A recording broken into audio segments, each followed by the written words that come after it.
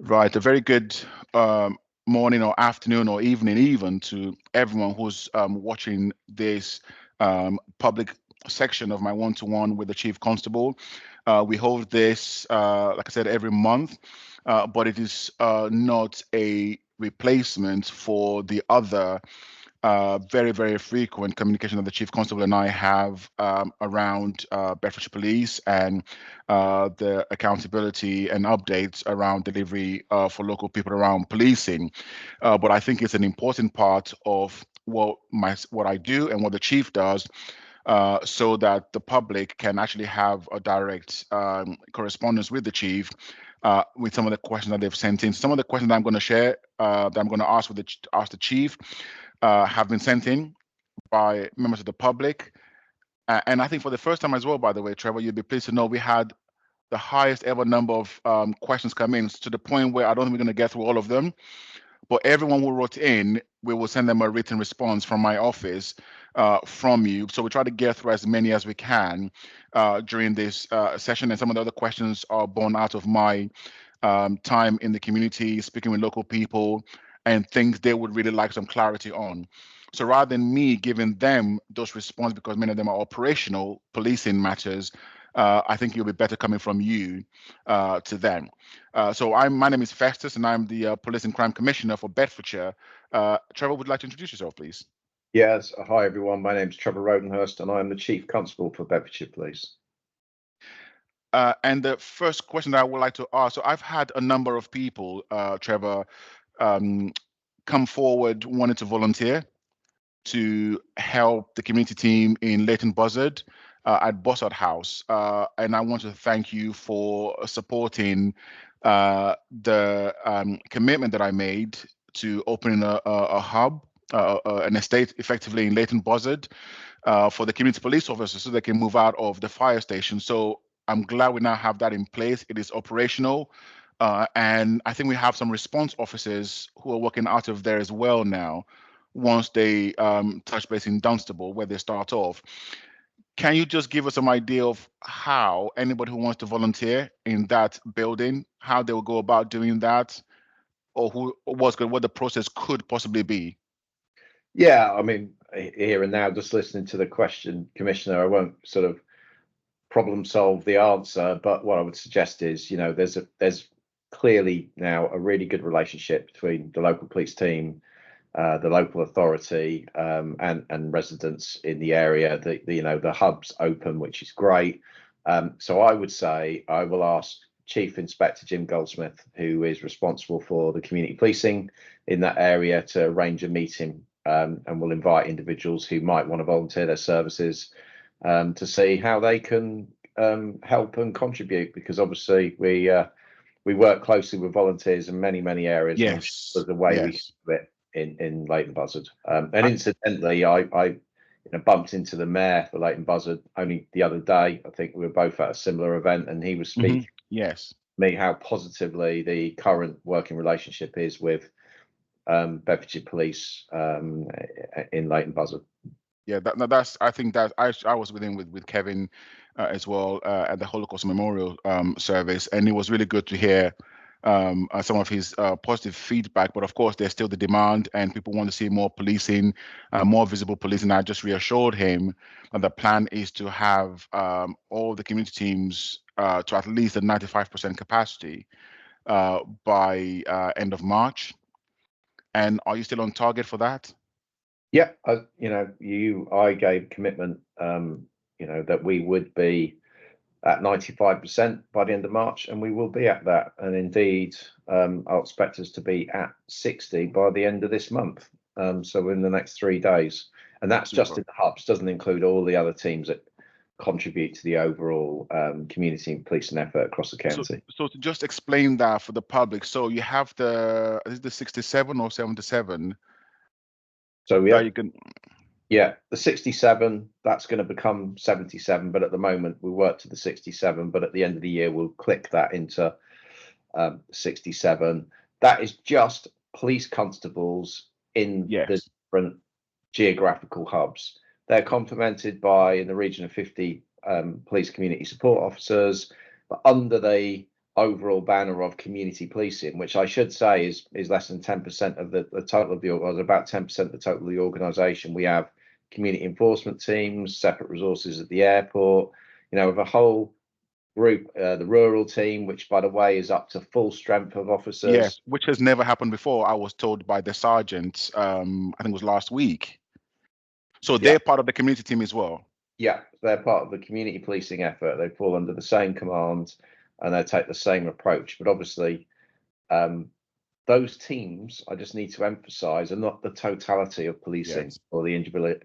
We have over 200 officers in our patrol teams who are present. We have roads policing teams, armed policing teams, dogs, all of our plainclothes officers. And there's a blended capability depending Yeah. on what's going on. But the community teams are the face of policing that do local problem solving, and therefore people become very focused on those numbers. But I should say, we've got over 1,450 officers in Bedfordshire now. So, that's the totality of, along with a great number of police staff, many of which are operational.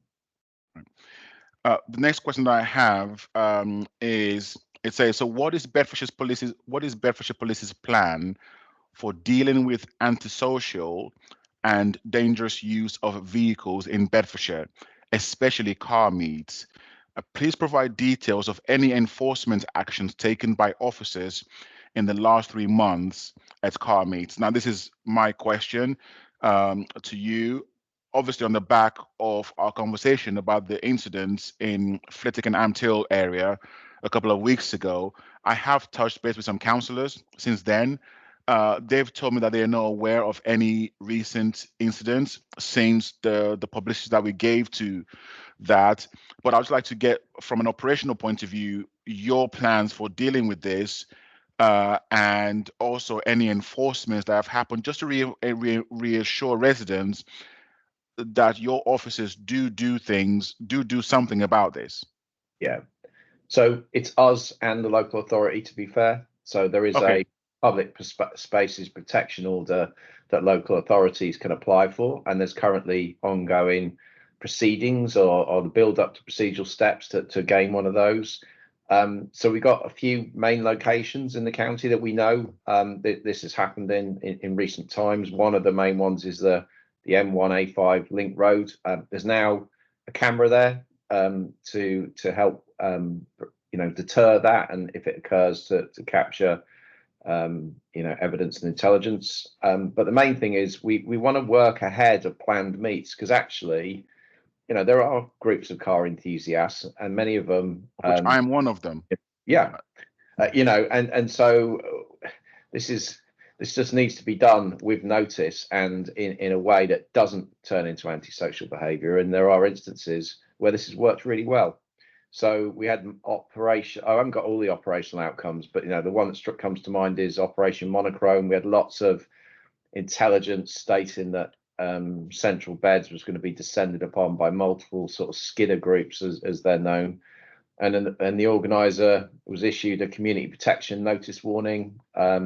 We put resources in place, including some motorcycles and traffic vehicles. Central Beds Council had safer neighbourhood officers, and multiple vehicles were stopped. And there was consideration of a dispersal powers notice, but we didn't need to use that in the end.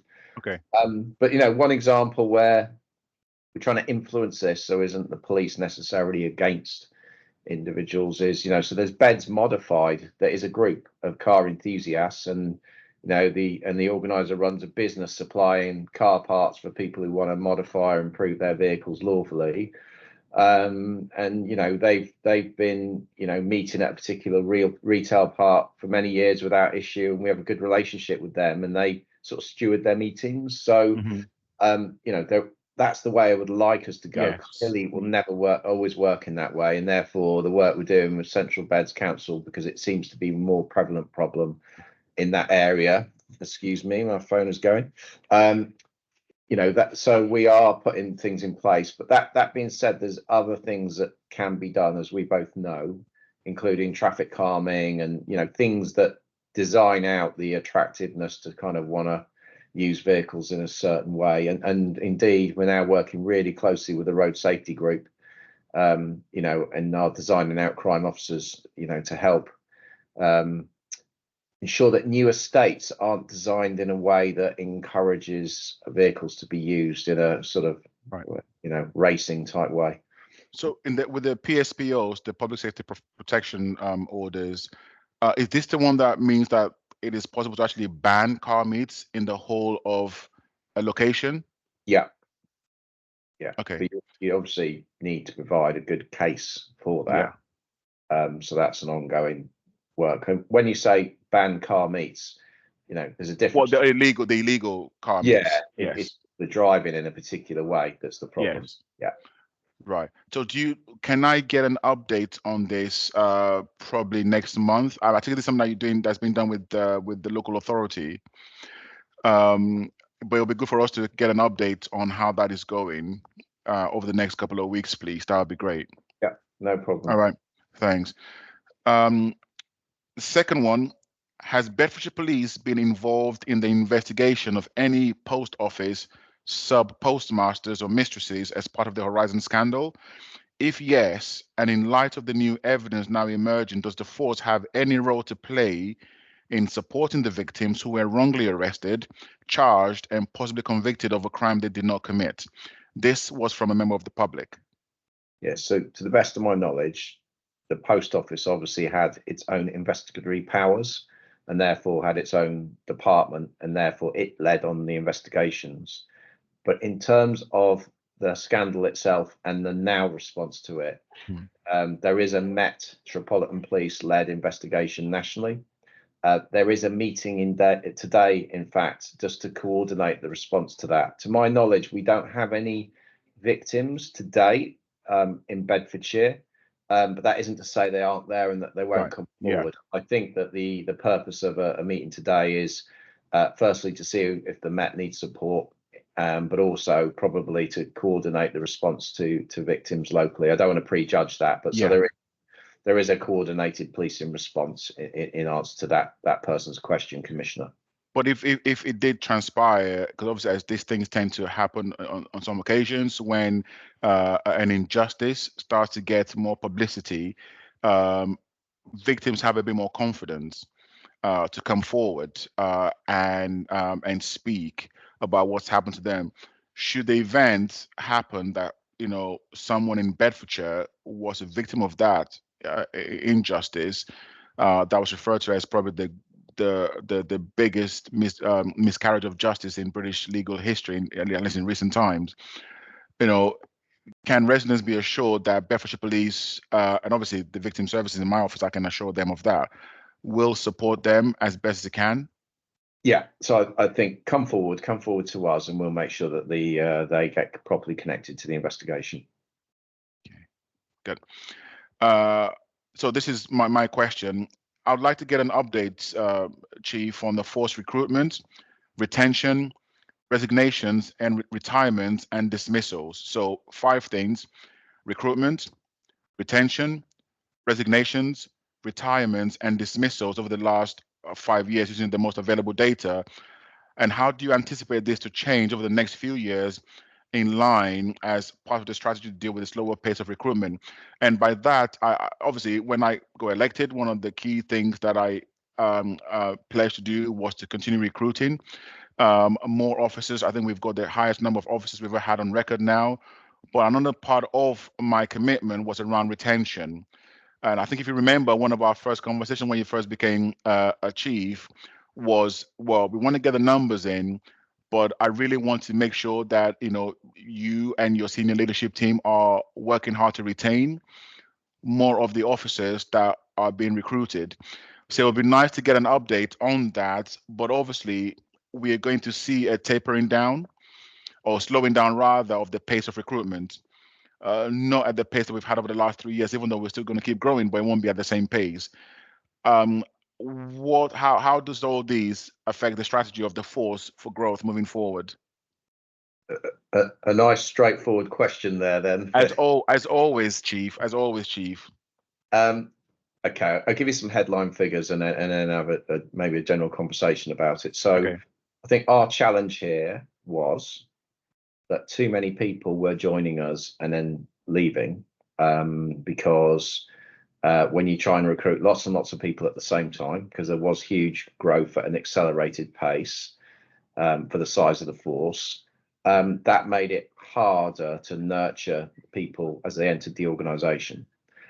We, by the way, to reassure the public, we've addressed that. We now have student hubs that when people come out of training school, effectively, rather than being put on a shift as I was back in the day, they are put into these student hubs who respond to policing demand alongside a tutor, but the debrief and the learning that comes out of it is maximised, and therefore the experience of a person new in role is one which is managed more carefully, so they have the best chance of succeeding before they then go onto a team and still get support once they're on the team.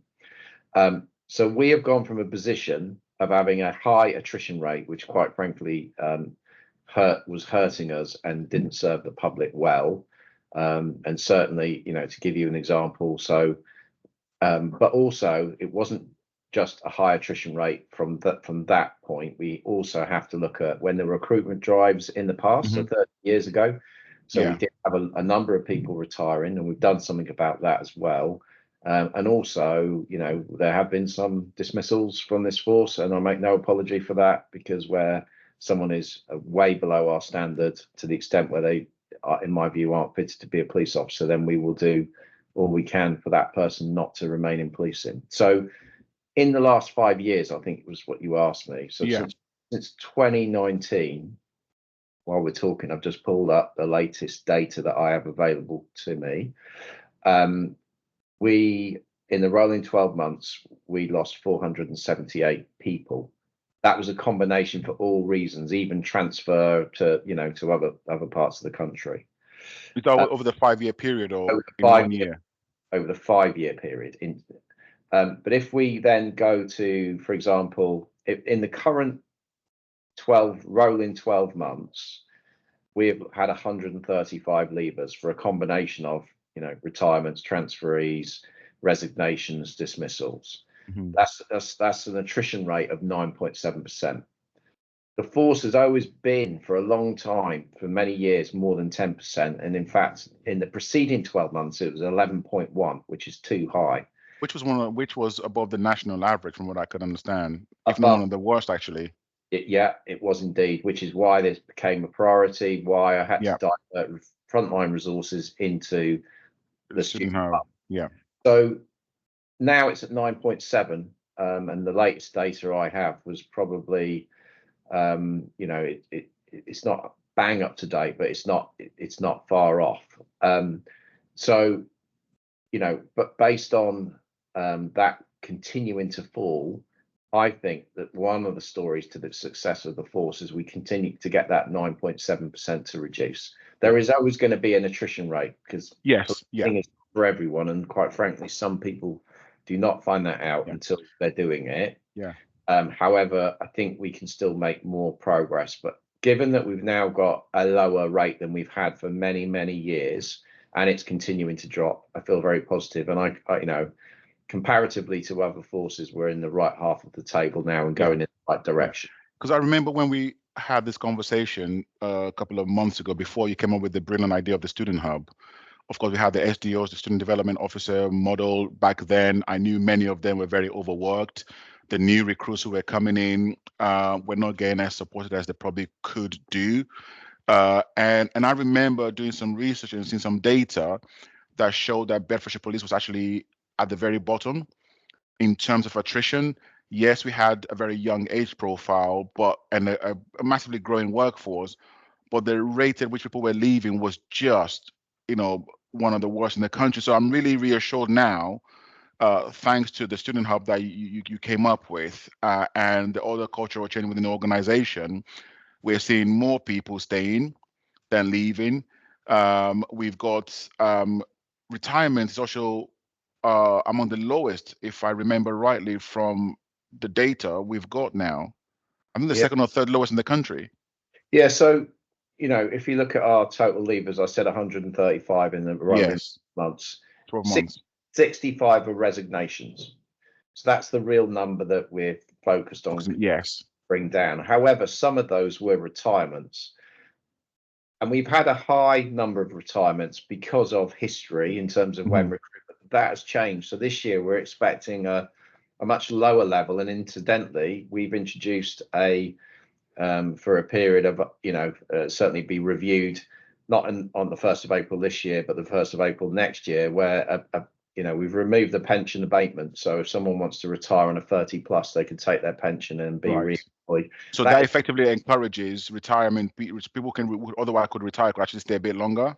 Yes, and we keep their experience because it's important to have experience this time. In terms of retirements, of the 135, 26 were retirements. So that is not a massive number, and I'm expecting it to be lower this year, but 26, so that's not bad at all. And then in terms of, I guess, the one area where we are slightly higher in the higher end of the table is around dismissals. So the number of dismissals and termination of contracts in the rolling 12 months was 5. However, that would have been higher had people not have resigned as a result. So of 65 resignations, some of those would have been resignations. People would have faced dismissal. Right. I mean, look, for me, Chief, I very much welcome the fact that we've recruited more, we're keeping more people, retirements are going down, so we've got more of the experienced people to support the workforce that is quite young in service. But even though it probably doesn't look great that dismissals are so high, I think it's probably worth. Do you want to just explain to people what it takes for a police officer to be dismissed? It's not just going to be over a trivial matter, would it? No. So there's a obviously gross misconduct cases often go to a panel chaired by a legally qualified chair. That's a significant threshold to get there.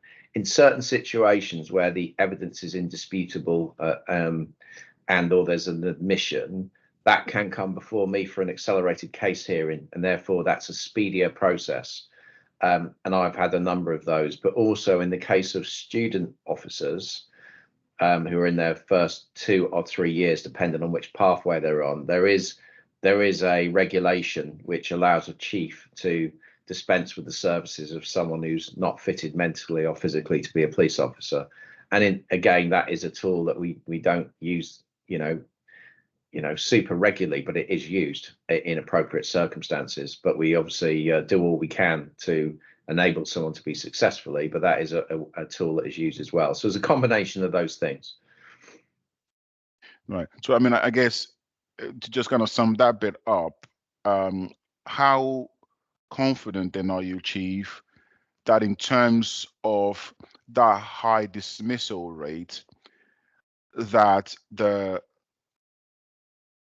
code of conduct by your officers is being followed and adhered to, and the public, in terms of ethics and standards of conduct for police officers, is being robustly monitored by professional standards and their supervisors as well?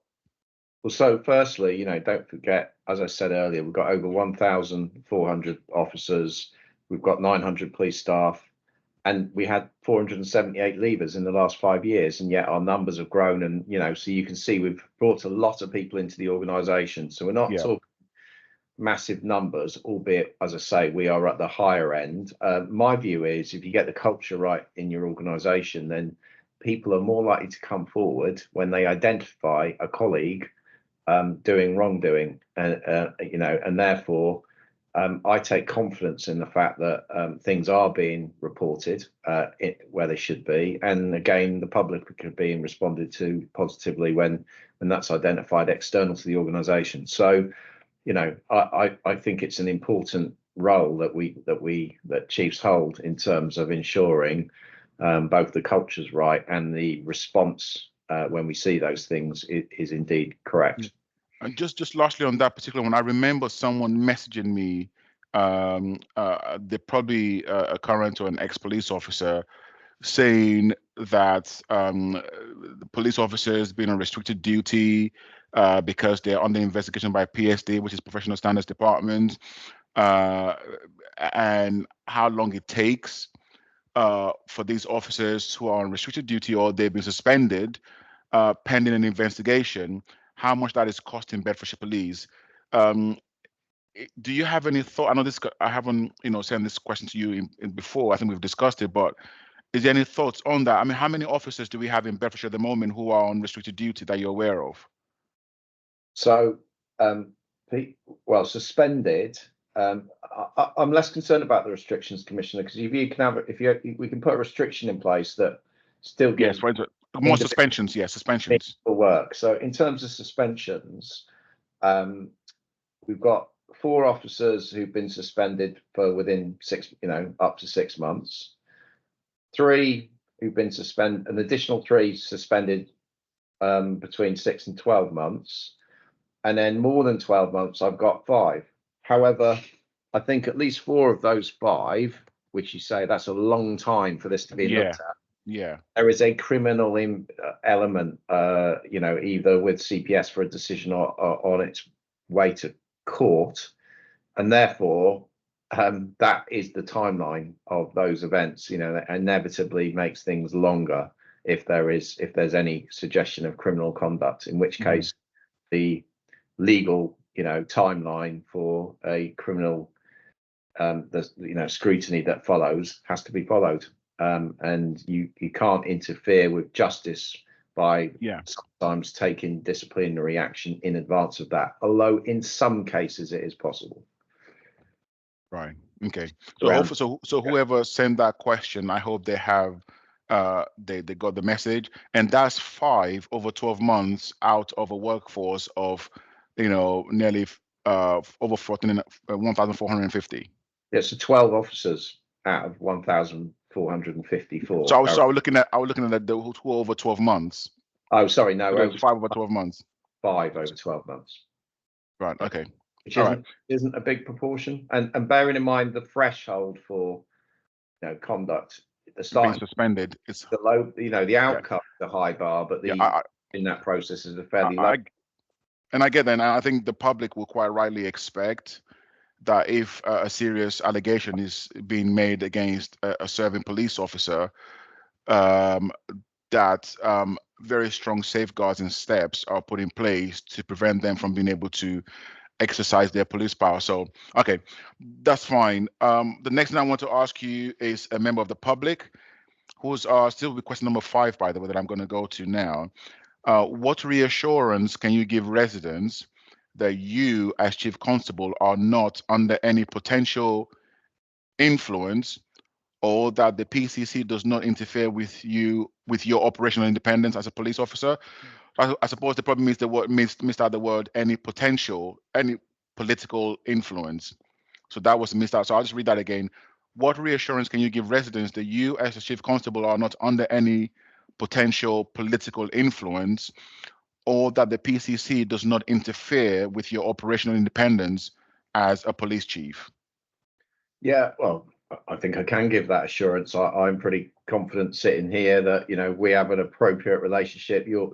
We're each in our own swim lane, and rightly, you regularly ask questions of me, bring things to my attention, and I will give you the common courtesy of an answer. And in many cases, Festus, as you have brought things to my attention that I wasn't fully aware of, or the force didn't know about, in a positive way that we've then gone and looked at.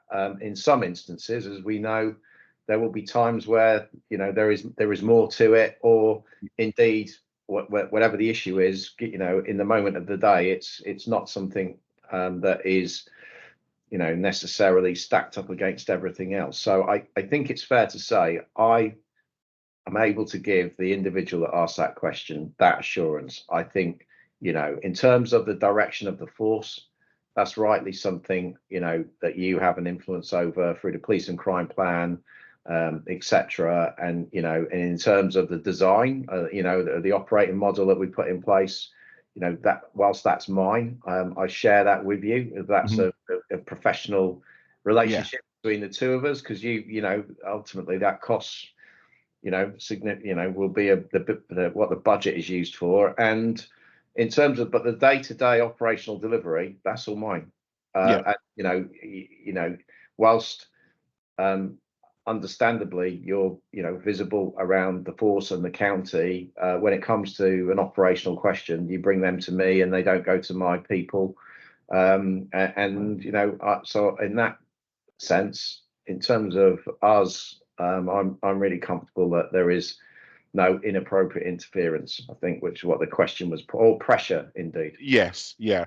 And even if I did, I'm sure you can tell me exactly where to go. Well, And politely, of course, but we've never reached that point. And then I have no reason. I generally recognize the fact that I'm not a police officer.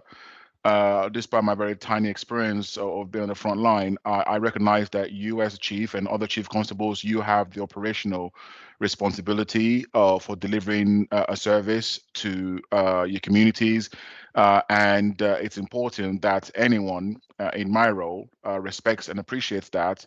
And I think so long as there's that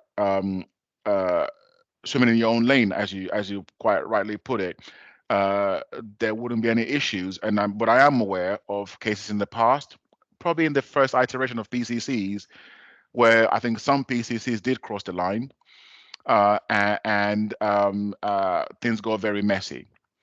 And I have no plans of things getting messy between the chief and the PCC in Bedfordshire.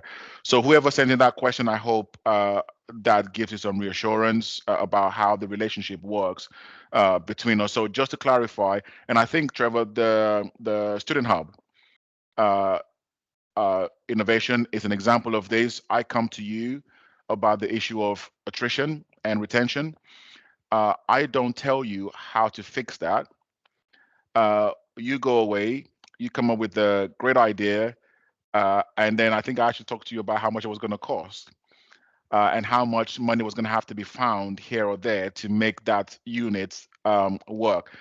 I confess, initially when you told me the number of resources that was going to have to go in there, I did query. Hang on a second, you're going to put some of your best people from community, from response, from here and there, but you had a contingency to backfill over a period of time. You gave me a timeline of how things were going to work. And I think I can safely say, is it about 14 or 15 months now? Things have stabilized. yeah, the student hub went in place in not So December, September, December for that. So yeah, it's been about 13 months. 13 months. And so I did not direct you on what to do. I raised a problem with you. You found the solution, and that is the way it works. The next question I want to ask is actually going back to question 4. This is coming from another resident. The PCC is asking residents to contribute £13 for Band D property towards police precepts for 2024-25. Why is this necessary, and what has been delivered for the tax increase we paid last year? Okay, I'm really glad someone asked this question. So the £13 obviously is a £13 for the whole year. So we're talking Not per month, which no, some people have been suggesting is 13 quid a month. It is not 13 quid a month. It is £13 for the year. yeah, for council tax band D properties. Obviously, for properties they were you know, that in lower bands than that is less. So even with the £13, this is what I want to be really clear with. Bedfordshire Police still has to find just over £2 million of savings. So we've been running priority-based budgeting processes to allow the force to take efficiencies out of certain areas, so which will have to be done, even with the £13. You know, that is the case. But nevertheless, that process has enabled me, provided we got the £13, to then reinvest in other areas. And so the reinvestment is going to be in our response to retail crime, the resources in the force control room, because for a long time we've discussed on this call the experience of residents calling the police, they weren't being answered as swiftly as they or I would have wanted them to have been answered. And we've turned that around, but we need to continue to invest in that area. Crime prevention, I think we all want more crime prevention, and particularly, that is an area where, again, I'd like, and we've agreed we should put more. So there's going to be 4 additional officers going into our community teams to focus on crime prevention, and a superintendent. And it's important to have a strategic leader, because crime prevention isn't just done by the police alone, it's done by other agencies, and therefore to have a dedicated leader to influence that is good. Immediate justice is something I really see there being good opportunity for the force, and this links into the crime prevention, because we have a good diversionary pathway offer now, and I want to put real acceleration in how we can get quick answer for victims with the use of out-of-court resolutions, conditional cautions, that then require an offender to go on a diversionary path. And then finally, speeding. We've discussed speeding. It's the number one issue that comes up with residents in local meetings, and therefore we want to equip our community teams to be able to do more there. So that builds on the promise that we're already delivering. So we've already, in the current year, we said we would increase by 7 victim engagement officers, which we've done. That we would have 4 additional analysts, which we've done, and that we would deliver on an extra 10 officers over and above what we already planned to do. So, as I say, our 1,457 is about to become, by the end of the year, will be 1,467, because I will, aim to complete on the promise of more that we already did in the current financial year. And I think it's really important for people to realize how these priorities and budget agreements between the chief and the PCC works. It is not just a case of you ring me up, what, Festus, we want to do this. What do you think? It doesn't quite work like that. There are hundreds of conversations that's had. There's consultations that takes place. I pick up things from communities. Some of your officers, they pick up things in the community as well. That gets filtered in. And then we have a conversation and say, look, this is what has been delivered last year. Here are some areas where we need to start focusing on. And I'm glad, we were able to agree on the force control room, because if as a force, no matter what else we've got on the streets, if the force can't even answer phone calls, it doesn't make any difference. So that front door access must be accessible and available to those who need to come through it to then make use of the service. So I'm glad we're going to get that in. In terms of the efficiencies from last year, because I think there was some that had to be found, have those been delivered?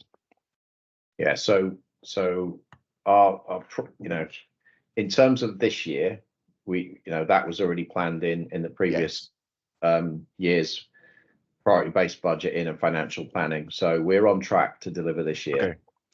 It's the coming financial year, from the 1st of April onwards, that we are now talking about, and that's where we had a predicted budget gap of £2 million.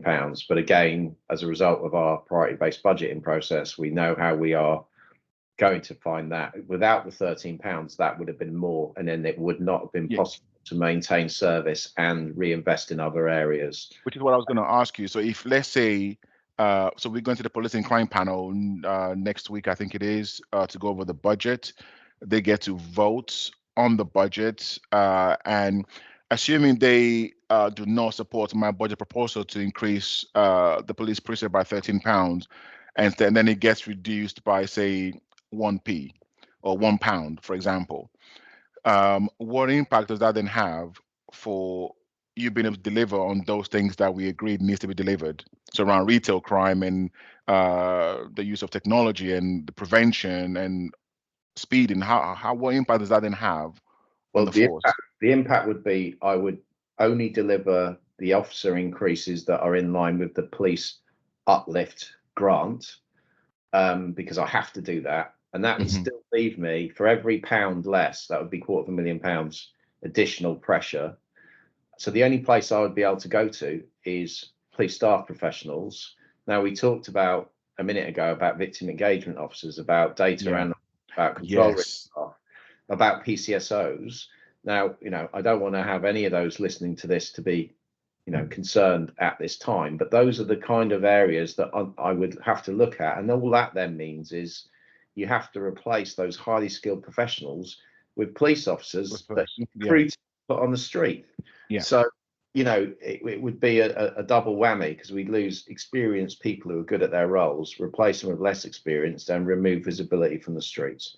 So it really is, vital to us being able to maintain and improve the service that we want to give the public. Thanks for that, Chief. Next one, number 6. This is from a resident in Stotfold. What is Bedfordshire Police doing to improve the visibility of police officers across the county? A resident from Stotfold wrote in about the lack of police presence in their town and central Bedfordshire who can deal with the prevention side of crime.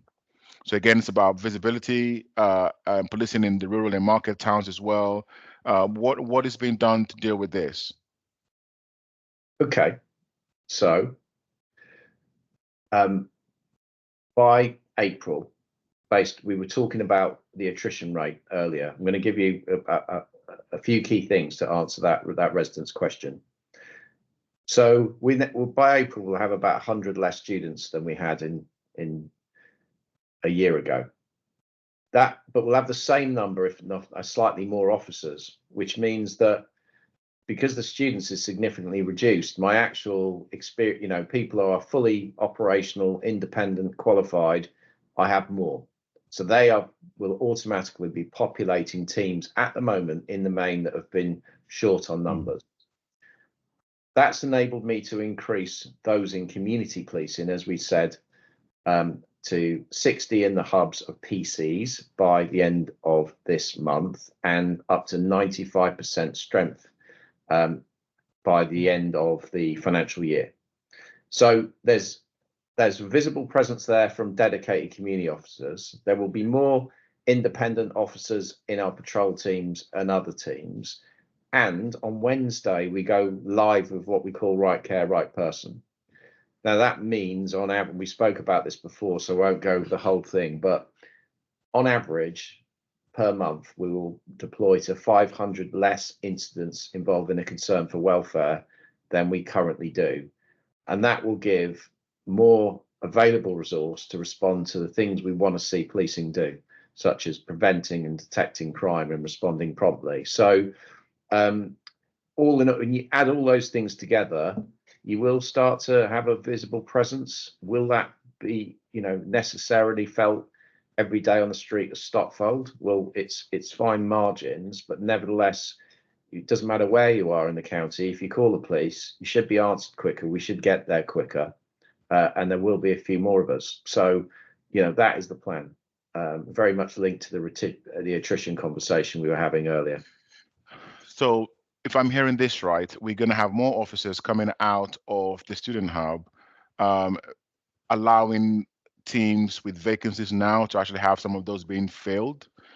Now, would you then expect that once you've got these teams almost at capacity of establishment, there would also be an increase in visibility? Because the question then is, okay, fine, you've got more numbers and that's great, but I'm not actually seeing them. So it then comes down to, what are they being tasked with doing?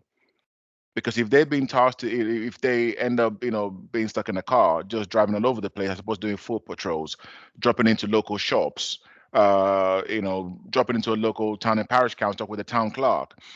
If they're not doing that kind of visibility, foot patrols, how are you going to increase the visibility in that case?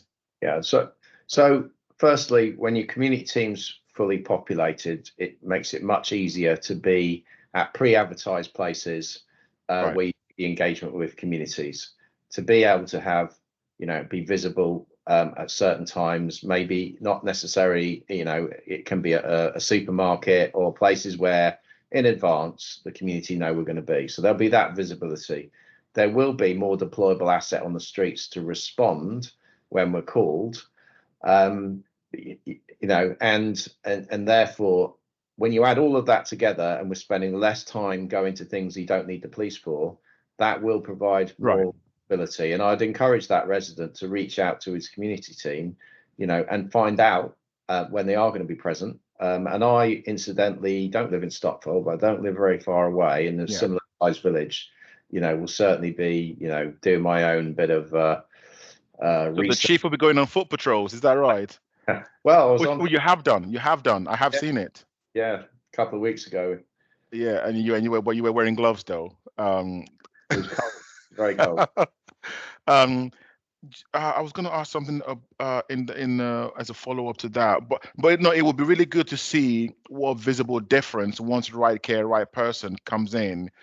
It would be really good to see what difference actually makes in terms of deployable assets and the amount of time it takes to respond to things. That'll be a very fascinating thing to see when it happens. I'm really optimistic about this, about 2024. We've got an increasing deployable, asset.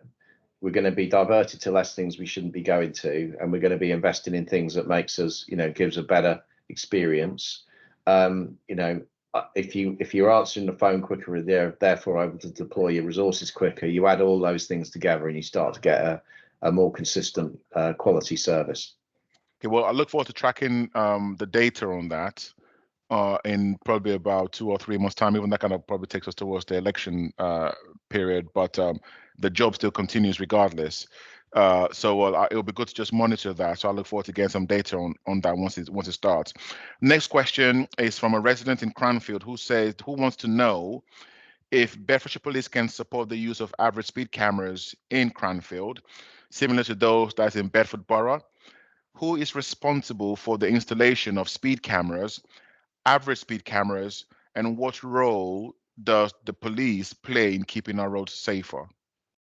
Okay, we obviously do play a role, but in terms of the decisions about those kind of measures, we're not the lead agency. So if I try and explain it as, there's an obligation under the Road Traffic Act, part of which is for a highway authority to prepare and carry out a programme of measures designed to promote road safety and contribute to the costs of measures for promoting road safety taken by other authorities or bodies. So an average speed camera scheme, which is what the resident's question was suggesting, is one of those many safety measure options that a highway authority can consider. So the decision to install those kind of improvements, or indeed a different road safety scheme, one which is appropriate, that lies with the highway authority. But during the course of their, if you like, work to determine and consult with stakeholders, they consult with stakeholders, and the police are one of the key stakeholders. So we will offer data and information to inform their decision making. So the additional data and information that we provide is not submitted in a support or object proposal, but purely offered to assist that local authority making that decision.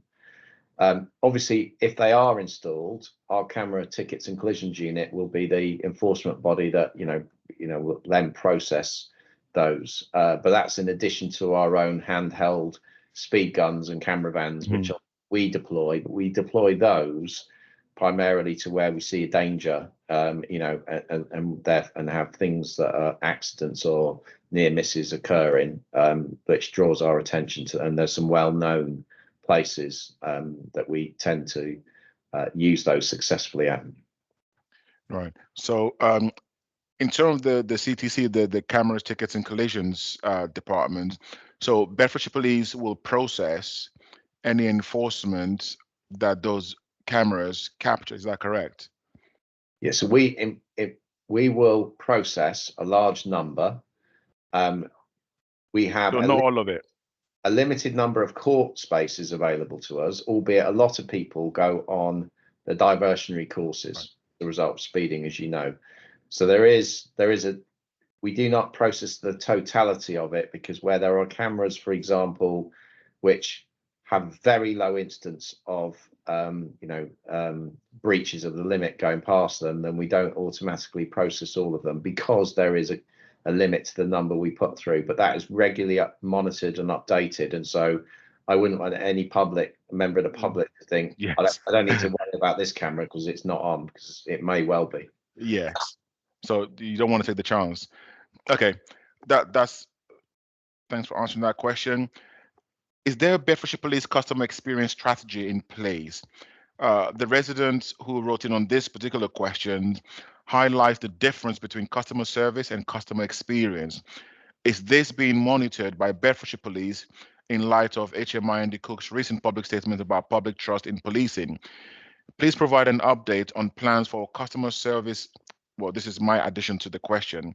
I'd like to provide us with an update on the plans for customer service self-portal for managing crimes reported to Bedfordshire Police. So the self-service portal, Yeah, or the victim journey, as we call it. yeah. So I'm really excited actually about an innovation that's being brought into the force in the very near future along these lines. And I think your resident's question hits the key. It's about, we're all getting used to a customer experience, be it be Amazon, other private sector companies. We engage with them often, through a website or indeed an app, and it's quite intuitive. And then when we want to re-engage, it remembers who we are and those sorts of things. So that's very much the line that we're going down. And this isn't kind of jam tomorrow, by the sort of early summer, late spring, early summer. I'm hopeful that this will go live in the form of a customer portal, a self-serve portal. But in summary, one example being, you're a victim of a crime, you phone us, you engage with us as you would do now, you get answered quickly. But then after that initial report, you get updated. You basically download effectively what is an app, a portal to Bedfordshire Police. You become effectively, you sign up, and that allows us to, we'll already have your phone number to provide you the crime number, to provide you, the name and the time of the officer that's likely to come and see you, to provide you any update on that. And if you want to look at progress as to where your crime is in the system, you can log on, it will tell you the latest. And if you feel that you need to engage with the officer in the case, there's a button that you can click, and when they're next available, they'll arrange to have contact with you. That often at the moment is done by people repeatedly calling us back. That in itself, Which then adds to volume in the control room.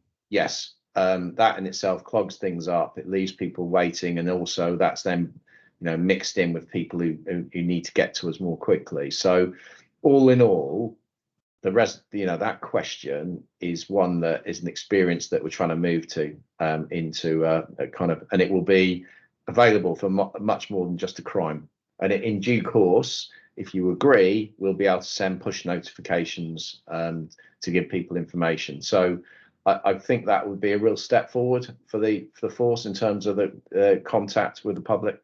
So so it's two things. I remember me raising this issue with your predecessor at a scrutiny oversight board in 2022, I believe. And I said, look, if you apply for a passport through a text messaging system or an email, you get updates. You can know it if they need more information, everything is almost like automated. You kind of know what is going on, even though it's not it's not a two-way thing, but at least you can keep track of things via text, email, or whatever. And there's so many other platforms like that now. Why can't we have that in policing? And I know that he said he was going to look into it, but I'm glad that you've taken this by the horn, because it just makes, and I think a lot of the frustration that people have about policing is just the lack of engagement. Coming back once they report something, you don't know what is happening. The officer is not around. He or she's either on leave. And then they have to call 101. They don't think it's right to be calling 101 for an update, because there's not really a crime. But I think this really puts the power into the hands of victims or the public, rather than them having to come to the police. So I think that's really good. Can I also ask if is it possible to also include in this technology, once it is landed, a kind of an alert system? So if, let's say, for example, without, I don't know how you're going to manage this, but without alarming people, if there's a known issue in the area, if they happen to be in that location, if they obtain, they can get pinged, so they can get an update and say, look, by the way, there's been a car accident, around this area. Please avoid that location. Or even if it's okay, there's been a spate of burglaries at this particular postcode, here are some steps you can take to protect your home from being a victim of burglary. Can that be built into this? Yeah, so I think we're looking at a phase one, which is the bit I described of here's your Hmm. crime number, this is how you get an update. The phase two will be, we seek permissions from the member of the public. They may even enable us to, to provide geographic information about, accidents on roads, things, crime prevention advice in the area that they live, those kinds of things. So Brilliant. I think Excellent. that subsequent phase that can be, that particular product is able to be kind of enhanced further. So that's what the program of work looks like. But what we don't want to do is delay the initial rollout Yes. and delay the benefit the public can get from that until we create, I think this will evolve, and that will be the direction of travel. I am quite excited about this. I'm very much a technophile. I just like to see policing adapting to the times, and I think in line with the redaction tool and the use of AI in the force control room, which is having a real good impact. I am really pleased to hear this. So, thank you for leading the charge on this, Chief. I think it will be a transformative thing for many of our residents who often complain about not getting anything back from policing when they give something to them. Well, can I just say that on Friday night, I hosted a Dragon's Den event with our staff, and we encouraged our staff to put forward ideas of innovation that we could improve. And we had 21 separate submissions, sort of shortlisted to 9, with 3 finalists presenting in front of a Dragon's Den type experience. And we had some appropriate people taking up that position, and with some brilliant things put forward, a number of things we can follow up, along with a really good suggestion that's going to be brought to life as a kind of winner, if you like. So this isn't just very much the culture in this organization is one that wants to use innovation to take out marginal efficiencies and improve not just the public's experience but that of our workforce. Okay. Now, I heard about the Dragons, and I was at the awards evening in Luton, which was a huge success as well. So the next question, I am repeatedly informed by residents that often when a crime has been committed, the name, address, or video footage of the suspect or offender is provided to the police. Nothing seems to get done about this. What should residents expect as a minimum when intelligence is provided to the police? So there's 2 questions there. The question started with when a crime has been committed, and it ended with when intelligence is submitted. So I'm going to break it down into 2 parts of the answer. Mhm. If a crime's been committed and you report a crime and you get a crime number, you should get an update as to what's happened. And depending on how likely it is to solve that crime, what the nature of the crime is, in some instances, if it's apparent at the outset, it's going to be very difficult to identify an offender, and actually there's no likely lines of inquiry, that an individual might get told that answer quite quickly and they might get written to. More often than not, when you've reported a crime, you've got a statement taken, and there's an officer in the case involved, and it's assigned to an officer, you should get the common courtesy of an update as to what's happening and be able to request that. And that's what that portal we just described is going to make Right. easy. Yes. Yeah, we Yes. always want video footage, evidence of the crime. So if we have that, and it's super easy to give it us now, so you contact our control room, we send you a link, you click on it, it's called Good Sam, and that uploads it to our digital asset management system. So we don't have to physically go and get that, and more often than not when the evidence is digital. Again, you should be expect an update. When you submit intelligence, which is slightly different, you provide information that, again, you might not get an update on that. But what I would assure all residents is keep submitting that, because if we're not told about it, then we don't identify patterns, crime trends, and real problems. And therefore, it will, once you log it, it's on our system. That's and that adds to our total picture of crime in the county, and therefore we allocate resources accordingly. What people won't always get is updates, because sometimes it won't be appropriate to tell a person we're actually doing about it. I guess what I would ask you to look into, Chief, is because I think we want to encourage, we want to support, and we want to make the public feel like they are being part of the solution to policing in the community. So even if it's just an acknowledgement email or text, say, look, dear Mr. or Mrs. So-and-so or Mrs. So-and-so, thank you very much for the information provided on so-and-so date. This has been logged with Bedfordshire Police, and be assured that it is being looked into. And what we will, it will not, basically something to let them know that, look, it is not necessary, it will not be, unless necessary, they will not be given any further updates. But they can just reassure them that the information has been captured, it will be looked into by the right team, and just thank them for sharing the information. I'm not sure if that is happening at the moment, and if it's going to be an entirely onerous thing to do, but I think it's just a way of acknowledging a contribution from the public who otherwise don't have to do that, but they do. I think when you're talking to us on 101, that's the very least you should expect when that conversation ends. The reassurance that it has been logged, that something's going to happen. Chief, sorry to interrupt you. It doesn't always happen. That doesn't always happen, and in some cases, I mean, I don't have the whole details now. In some cases, someone mentioned to me that they actually felt like they were being a nuisance, or that they were just making a grievous allegation about someone else, and they were just trying to. So I think it's probably just something that might be worth reiterating. That when people actually pick up the phone to talk with Bedfordshire Police to provide information, they're doing that out of their own back. They don't have to, and I'm not sure it is necessary to make a judgment over the phone as to the suitability of the information or not. But just thank you very much. It is noted. It's been recorded.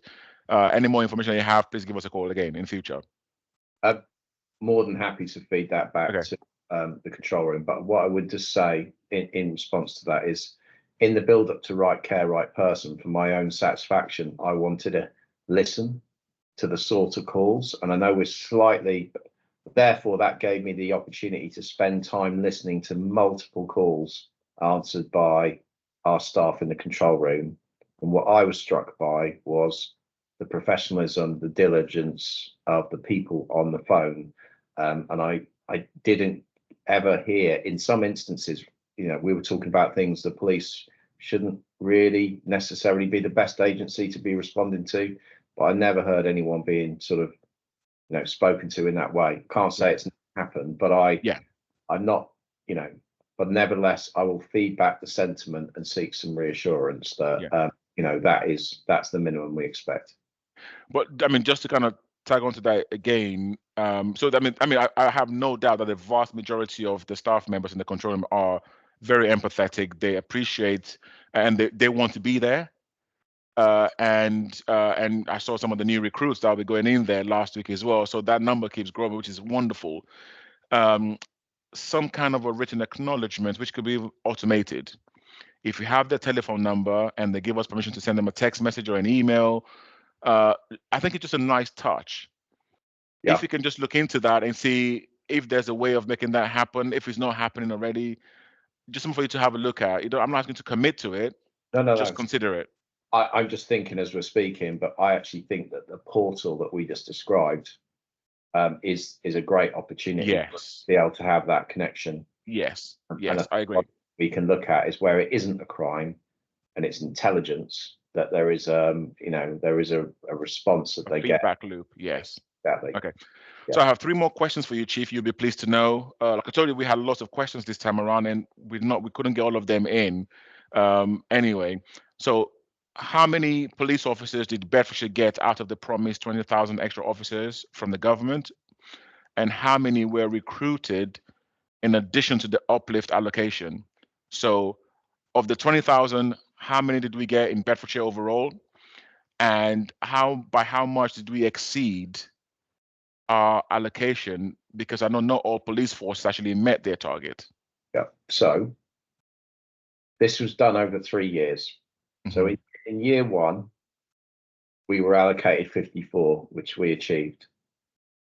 In year 2, we were allocated 53 additional on top of the 54, which we achieved. Yep. And then in year 3, we were allocated 72, which gives 179. However, because some other places were struggling to meet their uplift, there was an offer of forces to overcommit. And we agreed. And we agreed, and therefore we have benefited to the tune of additional 21. So conveniently, the 179 and the 21 gives us 200. We've grown in that period by 200 officers. If you remember earlier, we spoke about having 478 levers. Yeah. Over 5 years, so it's longer than that period. But nevertheless, that shows you to grow at the same time. There has been a lot of new people, which is why we've focused a lot in our conversations on recruitment. Yes. Growth is 200 people. So the nice thing is we're now starting to feel the benefit now of those coming out of training into, to be fully deployable. And the good thing is we're keeping more of them as well. Yeah. Indeed. Which is a very, very good thing. Okay. Thanks for that, Chief. 11. What is being done to improve the outcomes of the Process of Crime Act, or POCA, in Bedfordshire? What is the figure for the process of crime in the last 12 months? Right. If it is one that you don't want to put in the public domain, for reasons I can understand that because of the nature of this. Okay. I'm more than happy to do that. I just want to explain to the public that this comes back in many ways. So if we seize cash from criminals, and it's clearly criminal money, we get 50% of that money. If we say 15 or 50, 50. 15.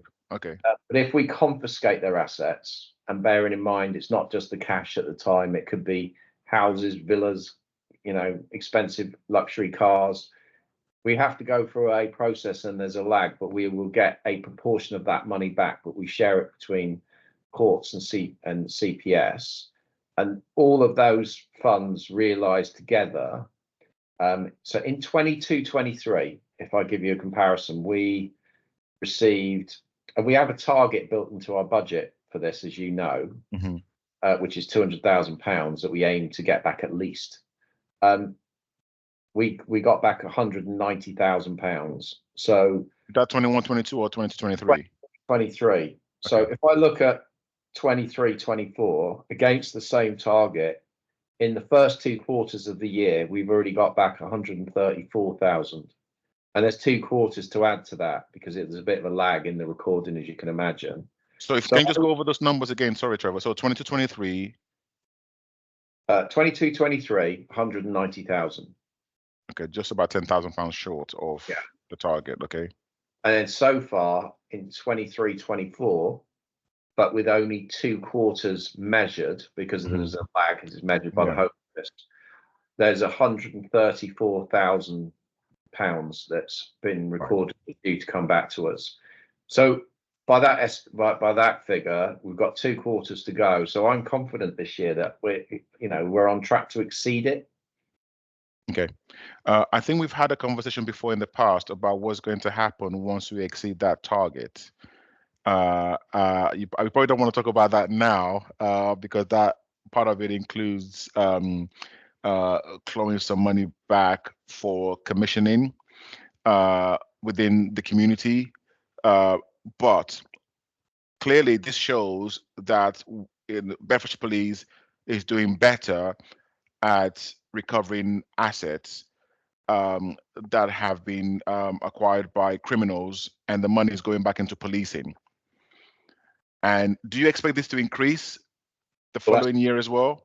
that's the aim, because the more proactive you are, the more you're going to come across stuff, the more you upskill your staff, the more they're going to recognise the power Right. that they have. Yes. And indeed, we know that not all criminal assets now are in property and cash. It's You got know, crypto as well. exactly. So we are building capability and capacity so that we're better equipped to police those areas and go looking for Is criminal that activity, whatever it is is. that is that the URSU uh, Yeah. So fund from the Home Office?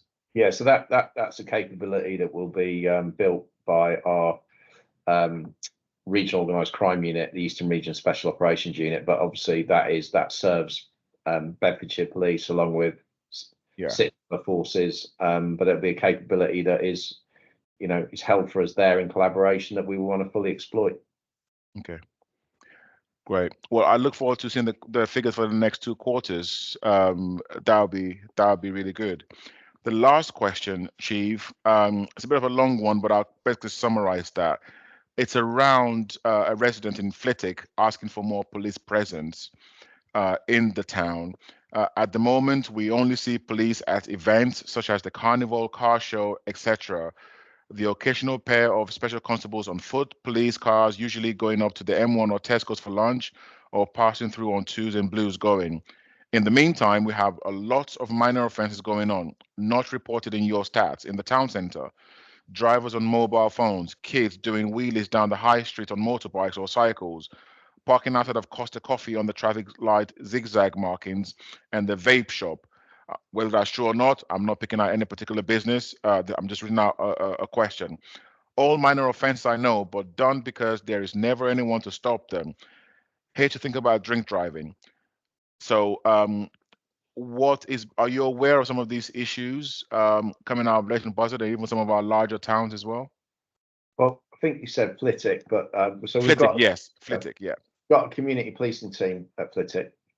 Um, but I think the question also said that because we're not there, that's not being tackled, but it didn't imply that we were being told about it either. So um, I would think ask that resident and to encourage Sure. him, her, and the people they know to and anyone listening to this to report crimes to us online, or if they can't do that on 101. And we can get an idea of the problems and the patterns. What I heard described was a number of different things that I would summarize by it clearly sounded like antisocial behavior that was Yes. not being tackled. So again, the Flitwick team will have a time and a place when there's meetings. That's the time again to raise general problems and hotspot areas, so that we can tackle it with them. But all of the many of the questions that we've already discussed, Commissioner, will support the notion that the resources that focus on those kind of problems are starting to increase. And indeed that's very closely aligned to the ask for the precept on the council tax. Yeah. Just in line with that, before I just finish, Chief, is this. Can you please reiterate to the community teams to just be sure that they are providing their details to the councillors, both parish and town councillors, not just ward councillors, and also updating on the website their activities now compared to 12 months ago, because I do monitor these things. It is a billion times better. You can just go on the police.uk website, put in your postcode, Bedfordshire Police comes up, you pick your community team, you go on the engagements tab, and it can just list for you what they're doing over the next couple of months, where they're going to be. But not all of them have that. So if you can just ask them to maybe make sure that they've got this all updated. And also, more importantly, we still have counselors who do not know who their town and who their community police officers are. And also when there have been changes of teams, they don't know there's a new personnel in town. Okay. Just an observation from talking with councillors, please. Yeah, well, you highlighted it that the police.uk UK, yeah. is the place to get this information. But what you've just said is you've been doing a bit of due diligence, and some look really good, and there's a couple who lacking a bit of information. So rest assured, I will talk to our head of community policing and ask that we just make sure there's a consistent update to those, so that Okay. request is heard. I mean, look, I will be quite frank. I did check this on occasions, and the amount that are populated now is so much more than 12 months ago, which shows to me, and some I do join them. Some of the coffee with a cop or whatever, a street a week or whatever they call it. Some really good initiatives going on in the community teams at the moment. So really good.